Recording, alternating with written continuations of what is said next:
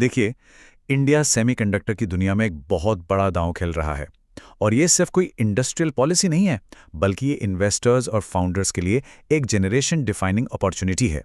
तो आइए अगले कुछ मिनट में हम इंडिया की इस $110 बिलियन की स्ट्रैटेजी को डिकोड करते हैं और समझते हैं कि आखिरकार असली मौका छिपा कहाँ है।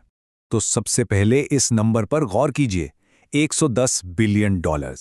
ये सिर्फ कोई हवाई अनुमान नहीं है, ये 2030 तक इंडिया के डोमेस्टिक सेमीकंडक्टर मार्केट का टारगेट साइज है।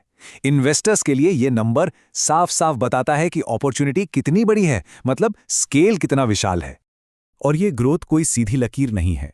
जैसा इस ग्राफ में दिख रहा है, ये तो बिल्कुल एक रॉकेट की तरह ऊपर जा रही है। सोच के देखिए, 2023 में $38 बिलियन से शुरू होकर ये मार्केट जबरदस्त तेजी से बढ़ रहा है। इन्वेस्टर्स के लिए ये ग्रोथ कर्व ही असली कहानी बयां करता है। तो इस जबरदस्त ग्रोथ के पीछे फ्यूल क्या है? सिंपल है, गवर्नमेंट का solid support. Semicon India programme के तहत ये जो 76,000 करोड़ रुपए का कमिटमेंट है, ये सिर्फ एक वादा नहीं, ये एक गारंटी है। गारंटी इस बात की कि इस सेक्टर को आगे बढ़ाने के लिए सरकार पूरी तरह से, पूरी ताकत से साथ खड़ी है। लेकिन ठहरिए, इंडिया की स्ट्रैटेजी सिर्फ बड़ी बड़ी फैक्ट्रीज लगाने तक ही सीमित नहीं है। असली खेल वो डिजाइन में है, और यही वो हिस्सा है जिसे समझना सबसे जरूरी है। देखिए, सेमीकंडक्टर इंडस्ट्री में सक्सेसफुल होने के बेसिकली दो रास्ते हैं। एक तरफ है चिप मैन्युफैक्चरिंग, जिसमें बिलियंस ऑफ डॉलर्स का इन्वेस्टमेंट और कई दशकों का एक्सपीरियंस लगता है। और दूसरी तरफ है चिप डिजाइन, जो इंडिया की सबसे बड़ी ताकत यानी हमारे इंजीनियरिंग टैलेंट और इनोवेशन पर चलता है। और इंडिया ने बहुत ही समझदारी से ये दूसरा रास्ता चुना है। फोकस है इंटेलेक्चुअल प्रॉपर्टी यानी आईपी क्रिएट करने पर। और ये स्लाइड ये इंडिया की स्ट्रैटेजी के पीछे की सबसे बड़ी इकोनॉमिक रियलिटी को सामने रखती है। एक चिप की टोटल वैल्यू का 50% से भी ज्यादा हिस्सा उसके डिजाइन और आईपी से आता है। मतलब साफ है, असली पैसा, असली मुनाफा मैन्युफैक्चरिंग में उतना नहीं है जितना डिजाइन में है। और इंडिया ठीक इसी मुनाफे पर अपना दांव लगा रहा है। तो इस टारगेट को हासिल करने का जरिया क्या है? वो है फैबलेस मॉडल। इसका मतलब क्या है? बहुत सिंपल, कंपनीज चिप्स को डिजाइन और डेवलप करती हैं, लेकिन उन्हें बनाने का काम यानी फैब्रिकेशन स्पेशल फाउंड्रीज को आउटसोर्स कर देती हैं। ये एक बहुत ही स्मार्ट एसेट लाइट अप्रोच है, जिससे नए स्टार्टअप्स के लिए इस मार्केट में एंटर करना काफी आसान हो जाता है। तो सवाल ये उठता है कि सरकार इस फैबुलस रेवोल्यूशन को आगे कैसे बढ़ा रही है? इसका जवाब है, वो स्टार्टअप्स के लिए रिस्क को डी रिस्क कर रही है, यानी जोखिम को लगभग खत्म ही कर रही है। चलिए देखते हैं कैसे।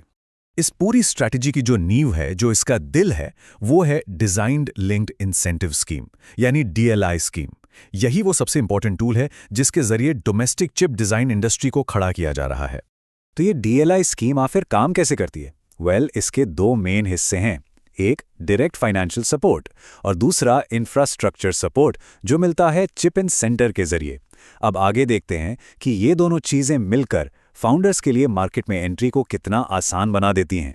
पहला और शायद सबसे बड़ा फायदा, गवर्नमेंट स्टार्टअप के एलिजिबल डिजाइन एक्सपेंडिचर का 50% तक रीइंबर्स करती है। सोचिए, इससे एक स्टार्टअप का जो शुरुआती कैपिटल बर्न है वो सीधे सीधे आधा हो जाता है। और हाँ, ये कोई छोटी मोटी रकम नहीं है। प्रोडक्ट डिजाइन लिंक्ड इंसेंटिव के तहत हर एक एप्लीकेशन पर 15 करोड़ रुपए तक की फाइनेंशियल हेल्प मिल सकती है। ये अमाउंट किसी भी स्टार्टअप को एक बहुत ही सॉलिड शुरुआत देने के लिए काफी है। और गवर्नमेंट की मदद सिर्फ डिजाइन स्टेज पर ही खत्म नहीं हो जाती। जब चिप मार्केट में बिकना शुरू होता है, तब सरकार डिप्लॉयमेंट लिंक्ड इंसेंटिव के जरिए उस सफलता में हिस्सेदार बनती है। 5 साल तक कंपनी के नेट सेल्स का 4 से 6% वापस मिलता है। ये एकदम क्लियर सिग्नल है कि गवर्नमेंट सिर्फ शुरुआत में ही नहीं, बल्कि लॉन्ग टर्म सक्सेस के लिए भी कमिटेड है। फाइनेंशियल हेल्प के अलावा चिप डिजाइन में एक और बहुत बड़ा खर्चा होता है सॉफ्टवेयर और टेस्टिंग का। जो प्रीमियम ईडीए टूल्स और आईपी कोर्स होते हैं, उन पर लाखों डॉलर्स खर्च हो सकते हैं। चिप इन सेंटर ठीक इसी प्रॉब्लम को सॉल्व करता है। ये एक नेशनल हब है जो स्टार्टअप्स को ये सारे महंगे रिसोर्सेज, ये टूल्स लगभग फ्री में उपलब्ध कराता है। इससे उनकी शुरुआती लागत यानी अपफ्रंट कॉस्ट में जबरदस्त कमी आती है। तो ठीक है, ये स्ट्रैटेजी कागज पर तो बहुत अच्छी लगती है, लेकिन क्या ये जमीन पर काम कर रही है? आइए कुछ शुरुआती रिजल्ट्स पर नजर डालते हैं जो दिखाते हैं कि हाँ, मोमेंटम बनना शुरू हो गया है। ये नंबर देखिए, 24। ये एक इंपॉर्टेंट नंबर है। डीएलआई स्कीम के अंडर अब तक 24 चिप डिजाइन स्टार्टअप्स को सपोर्ट किया जा चुका है। इससे साफ पता चलता है कि ग्राउंड लेवल पर काम शुरू हो चुका है और एक पूरा इकोसिस्टम तैयार हो रहा है। और जहां गवर्नमेंट सपोर्ट होता है वहां स्मार्ट मनी भी आता है।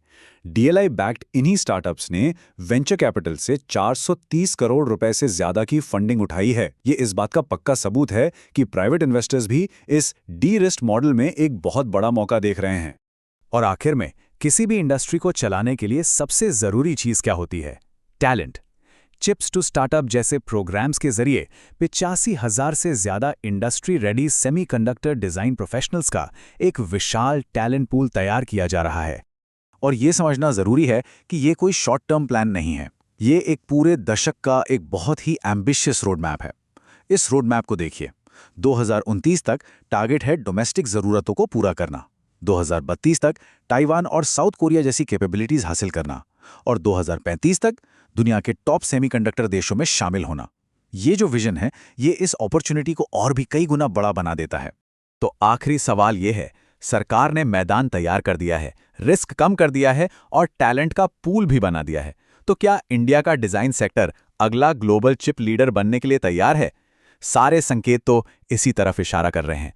अब देखना बस यह है कि कौन से इन्वेस्टर्स और कौन से फाउंडर्स इस मौके का सबसे पहले फायदा उठाते हैं।